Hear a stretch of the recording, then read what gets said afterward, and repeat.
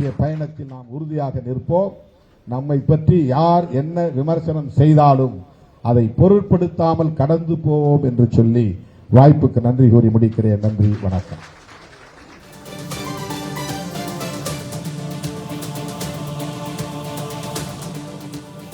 விசிக தலைவர் தொல் திருமாவளவன் பேசியிருக்கிறார். விடுதலை சிறுத்தைகள் கட்சியை உள்நோக்கத்துடன் குறிவைத்து தாக்குவதாக திருமாவளவன் பேசியிருக்கிறார்.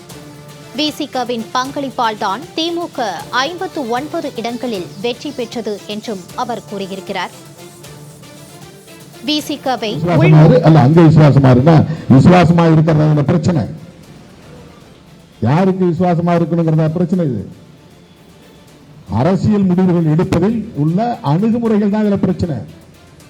எப்படி நம்ம அப்ரோச் பண்றோங்கிறது தான். பதவி கிடைச்சிருச்சுன்னு பழைய உறவெல்லாம் உதறிட்டு ஓடி ஒட்டிக்க முடியுமான்னு ஒரு கேள்வி எழுப்புறேன். இதுல என்ன தப்பு இருக்குது? ஒரு விஷயத்தை நீங்க புரிஞ்சுக்கணும், கட்சி தோழர்கள் ஒன்று புரிஞ்சுக்கணும். உளவியலாக நம்மை பலவீனப்படுத்த பார்க்கிறார்.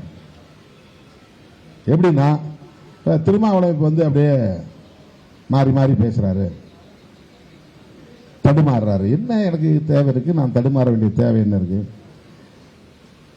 நான் பேலன்ஸிங்கா அரசியலை பண்றேன். யாரையும் நான் வந்து பகை உணர்ச்சியோடு அணுகவில்லை. யாரிடத்திலும் பகையை வளர்த்துக் கொள்ள நான் விரும்பவில்லை. யார் மீதும் பழி வாங்கும் எண்ணம் எனக்கு இல்லை. இப்ப கூட நான் சொல்றேன், திமுக காரங்களையோ அல்லது நம்மளை விமர்சிக்கக்கூடிய மதிமுக மற்ற யாரையும் சரி, தயவு கூர்ந்து யாரும் சமூக ஊடகங்கள்ல எதுவுமே பேசாதீங்க, வேண்டாம். அது நமக்கு டிஃபென்ஸே கிடையாது. பேசுறவங்க பேசிட்டு போனா போறாங்க, அதை நீ ஸ்க்ரோல் பண்ணிவிட்டு போயிட்டே இருக்கு. என்ன வேணாலும் பேசட்டும், நமக்கு அது அவசியம் இல்லை. நான் வந்து வாரியர்ஸ் ஆஃப் சோசியல் ஜஸ்டிஸ், சமூக நீதிக்கான போராளிகள், அவ்வளவுதான். அவ்வளவு கூட்டணியை பற்றியோ தேர்தலை பற்றியோ வெற்றி தோல்வியை பற்றியோ அதுல லாப நட்ட கணக்குகளை பற்றியோ நமக்கு கவலை இல்லை. அதை ஃபேஸ் பண்றோம், அவ்வளவுதான். போற வழியில் அது வருது, நம்ம ஃபேஸ் பண்றோம். நீண்ட பயணம் போயிட்டு இருக்கோம். இடையில தேர்தல் வருது, கூட்டணி வருது, அதை ஃபேஸ் பண்ணி தான் ஆகணும், அதை டீல் பண்ணி தான் ஆகணும், அதை அணுகியே தான் ஆகணும். அதனால அதை ஃபேஸ் பண்றோம், அவ்வளவுதான். இப்போ நீங்க யாரை வந்து நம்பி இருக்கிறீங்களோ அந்த நம்பிக்கையை சிதைக்கிறது. திருமாவளவன் மேல இந்த இளைஞர்கள்லாம் அப்படி ஒரு அதீத நம்பிக்கையோடு இருக்கிறாங்களே. எவ்வளவு பெரிய புயல் அடிச்சாலும் அது சீர்குலையாம இருக்க, கட்டுக்கோப்பா இருக்க, இதை பொறுத்துக் கொள்ள முடியாதவர்கள் வாய்க்கு வந்ததை பேசுகிறார்கள். இங்க இருந்து போயிட்டாங்க, கூடாரம் காலி ஆயிருச்சு. பல கட்சியில இருந்து எந்த நம்பிக்கையில் நீங்க வந்து சேர்றீங்க? இதுக்கு யாரும் நம்ம வந்து இதுக்காக கேம்பெயின் பண்ணல. எல்லா சமூகத்தை சார்ந்த இளைஞர்களும் வந்திருக்கிறீங்க. இது நாளைக்கு ஆளுங்கட்சியாக போற கட்சி கிடையாது.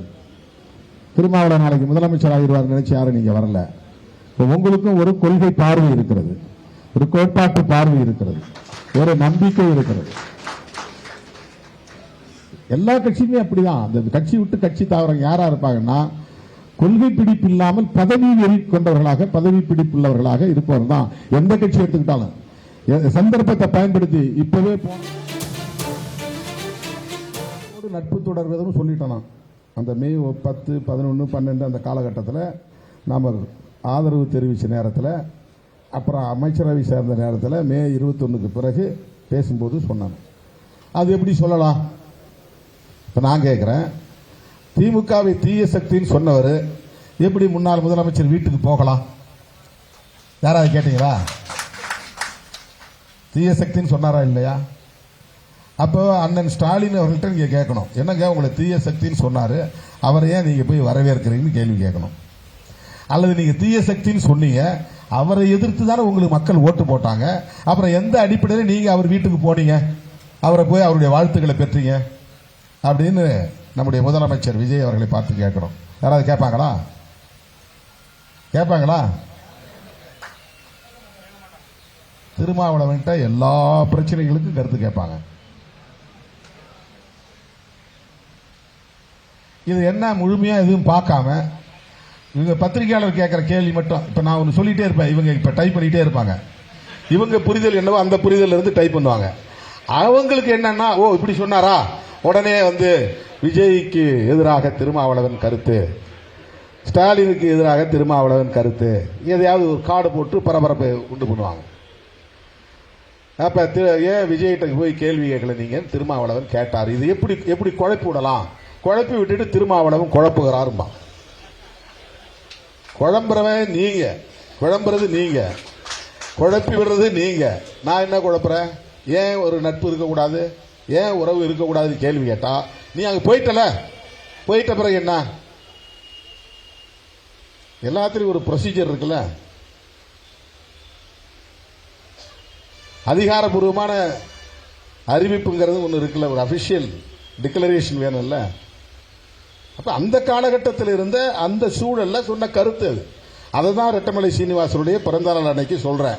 அவன் கேள்வி கேட்டான், சார் நீங்க வந்து திமுக தான் கூட்டணியை முறித்து கொண்டதுன்னு சொன்னதா பேசிருக்கீங்க இந்த விருதுகள் வழங்கும் விழாவில், நீங்க அமைச்சரவையில் சேர்ந்த போதே அது முறித்து கொண்டதா இருக்காதான்றான். நல்ல கேள்விதான், அருமையான கேள்விதான். அப்ப நான் என்ன சொன்னேன், அந்த காலம் வரையில் நான் மேடையில் பேசும்போது திமுகவோட நாங்கள் நல்ல தொடர்பு தான் இருந்தோம். அவங்கள சந்திக்கும் போது நாங்கள் இப்படி முடிவெடுத்திருக்கிறோம்னு சொன்னோம். அவங்களும் அதுக்கு பெரிய அளவில் எதிர்ப்பு தெரிவிக்கல, மறுப்பு தெரிவிக்கல. அதனால என்ன, ஆதரவு தெரிவிக்கிறது ஒன்றும் தவறு இல்லை, ஆதரவு தெரிவிங்க அப்படிலாம் சொன்னாங்க. இப்போ அந்த அளவுக்கு லிபரலா நடந்துகிட்ட முறையை நாம் வெளிப்படுத்துறோம். அதில் வந்து நம்ம உள்நோக்கெல்லாம் கற்பிக்கல. அவங்களுக்கு ஒரு உள்நோக்கம் இருந்ததுன்னா நம்ம உள்நோக்கெல்லாம் கற்பிக்கல. அல்லது நாங்கள் போய் பர்மிஷன் வாங்கணும் அப்படின்னு அது அர்த்தம் கிடையாது. எங்களுக்கு இருக்கிற அந்த தோழமை உணர்வின் அடிப்படையில் நாங்கள் எடுக்கிற முடிவை சொல்றோம். 10 நாள் கழித்து அமைச்சரவையில் சேருகிறோம், அதை சொல்றதுக்கும் நான் தொலைபேசி தொடர்பு கொள்றேன். தொடர்பு கொள்ள முடியல, மூத்த அமைச்சர்களை தொடர்பு கொள்றேன், 1-2 பேர்கிட்ட பேச முடிஞ்சது. அவங்க எல்லாமே ரைட்னா, அரசியல் சூழல் இப்படி மாறிச்சு, நீங்க எடுக்கிற முடிவு உங்க கட்சி நலனுக்கு உரியதா இருக்கட்டும், அவ்வளவுதான் சொன்னேன். இதை நாம ஓப்பனா பேசுறோம். இதுல என்ன ஓப்பனா பேசுறது என்ன தப்பு இருக்குது? இதுல என்ன ஒண்ணு நாங்க போய் அவங்கள்ட்ட பர்மிஷன் வாங்கிட்டு வந்தோங்கிற மாதிரி அதுல என்ன நேரேஷன்? பர்மிஷன் வாங்க வேண்டிய தேவை என்ன இருக்குது? அவங்களும் இதை வந்து தடுக்க முடியாது அல்லவா? அரசியல் சூழல் தலைகீழ மாறி இருக்கு. போக வேண்டாம்னு சொல்றது நாகரிகம் இல்லைன்னு கூட அவங்க நினைச்சிருக்கலாம். போக வேண்டாம்.